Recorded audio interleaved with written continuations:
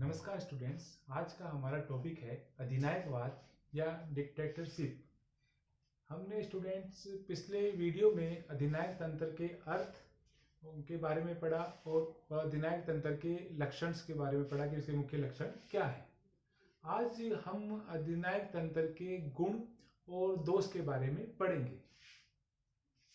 और इसकी मैंने जैसे कि आपको बताया था कि अधिनायक तंत्र वह शासन व्यवस्था है जिसमें शासन शक्ति एक व्यक्ति में ही निहित रहती है।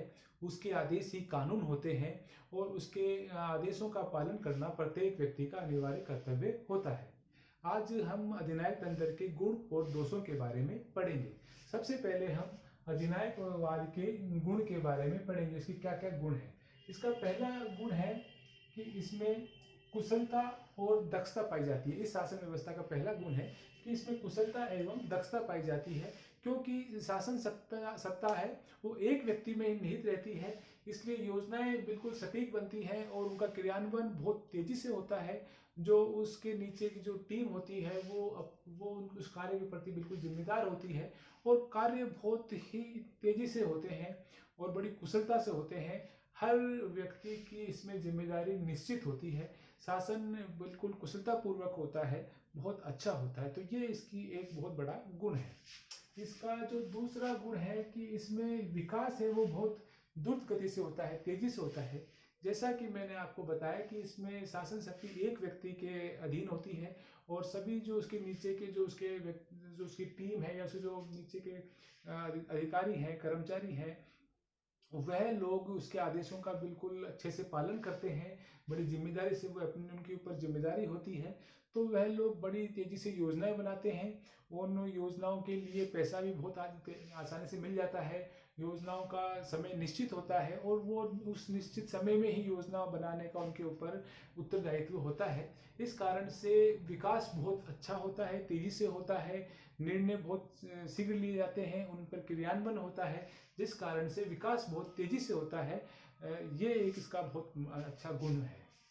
तीसरा इसका गुण है कि ये संकट काल के लिए उपयुक्त है। ये जो शासन व्यवस्था है ये संकट काल के लिए विशेष तौर पे युद्ध के समय ये शासन व्यवस्था बहुत उपयुक्त मानी जाती है, क्योंकि युद्ध के समय निर्णय बहुत तेजी से लेने होते हैं, शीघ्रता से लेने होते हैं।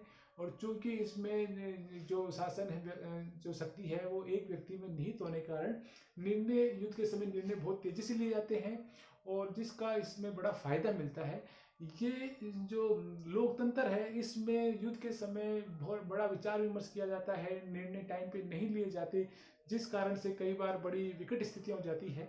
इसलिए अधिनायक तंत्र का ये एक बहुत महत्वपूर्ण गुण है कि ये संकट काल के लिए बहुत अच्छी और उपयुक्त शासन व्यवस्था है। नेक्स्ट इसका जो गुण है वह है कि राष्ट्रीय एकता की स्थापना होती है। इस शासन व्यवस्था का एक गुण ये है कि जो ज़्यादातर जो उस देश के जो लोग हैं, जो व्यक्ति हैं, वो एक ही विचारधारा के होते हैं, जिस कारण से पूरे राष्ट्र में एक राष्ट्रीय भावना का विकास होता है। ज़्यादातर लोगों के विचार समान होते हैं। एक समान विचारधारा के लोग होने के कारण उनमें आपसी सामंजस्य बहुत होता है, जैसा कि लोकतंत्र में नहीं देखने को मिलता। क्योंकि लोकतंत्र में हम देखते हैं कि विभिन्न प्रकार के राजनीतिक दल होते हैं और उनके विभिन्न अलग अलग विचारधारा के लोग होते हैं।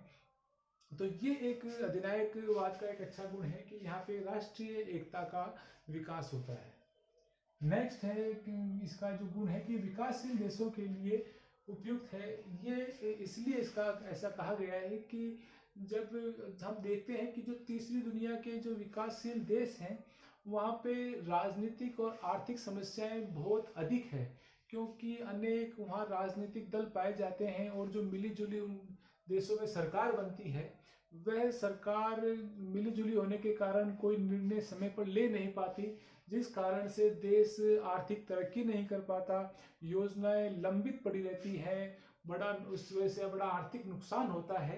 तो ऐसा इनका कई विचारकों का मानना है कि जो विकासशील देश है वहाँ पर ये अधिनायक तंत्र बहुत उपयोगी होगा और योजनाओं पे बहुत तेजी से कार्य होगा। तो उन देशों के लिए उनका मानना है कि ये बड़ी उपयुक्त शासन व्यवस्था रहेगी। नेक्स्ट इसका जो गुण है कि ये बहुमुखी विकास इसमें होने की संभावना रहती है। जैसा कि मैंने आपको बताया कि शासन व्यवस्था एक ही व्यक्ति में निहित होने के कारण उसकी एक जो टीम होती है वो बहुत तेजी से कार्य करती है। तो उसमें चाहे कृषि हो, चाहे उद्योग हो, चाहे व्यापार हो, हर क्षेत्र में बड़ा तेजी से विकास होता है। निर्णय बहुत तेजी से लिए जाते हैं, योजनाएं बहुत तेजी से बनती है, उनको आर्थिक सहायता बहुत तेजी से दी जाती है, जिसकी वजह से जो विकास है वो तेजी से होता है और इस कारण से बहुमुखी विकास होता है। जैसा कि हमने देखा यूरोप के कई देशों में इसका एग्जाम्पल देखने को मिल जाता है। तो इस प्रकार से स्टूडेंट्स ये अधिनायकवाद या अधिनायक तंत्र के कुछ गुण हैं। लेकिन अब हम अधिनायक तंत्र के दोषों के बारे में पढ़ेंगे। ये अधिनायक तंत्र के दोष क्या है, उसके क्या नुकसान है। तो पहला है कि व्यक्तिगत स्वतंत्रता का हनन। सबसे जो बड़ा जो इसका अवगुण या दोष है कि अधिनायक तंत्र में व्यक्तिगत स्वतंत्रता नहीं पाई जाती है। व्यक्ति राज्य के अधीन होता है, उन्हें अपने विचार प्रकट करने का अधिक मौका नहीं मिलता है, विचार विमर्श ज़्यादा नहीं हो पाते हैं। व्यक्ति अपने आप को मानसिक रूप से जकड़ा हुआ महसूस करता है और उसमें जो पहल करने की जो भावना है वह खत्म हो जाती है। तो ये इसका एक बहुत बड़ा दोष है। नेक्स्ट है कि इसका जो दोष है कि राज्यवाद का समर्थक है। मतलब ये राज्य को साध्य मानता है और व्यक्ति को साधन मानता है। इसके इनके अधिनायकवादी के अनुसार, जैसे मैंने आपको बताया कि सब कुछ राज्य ही है, राज्य के बाहर कुछ नहीं है, सब कुछ राज्य के भीतर है। चाहे वे समाज हो, व्यक्ति हो, परिवार हो, सब कुछ राज्य के नियंत्रण में है। तो ये अति जो राज्यवाद है ये भी इसका एक बहुत बड़ा दोष है। तीसरा है कि ये अधिनायक तंत्र है ये शक्ति पर आधारित है, जिस कारण से ये विरोधियों, इसमें जो विरोधी विचारधारा के लोग हैं उनका ये लोग बिल्कुल उसको बर्बरतापूर्व उनको कुचल देते हैं। सब कुछ शक्ति पर आधारित होने के कारण, जन सहमति पर आधारित न होने के कारण ये भी इसका एक बहुत बड़ा दोष है। अंतिम ये दोष इसका है कि ये इसमें जो शासन है वह अस्थायी होता है, क्योंकि ये जो शासन है वो शक्ति पर आधारित होने के कारण इसमें हमेशा विद्रोह या क्रांति होने का डर रहता है।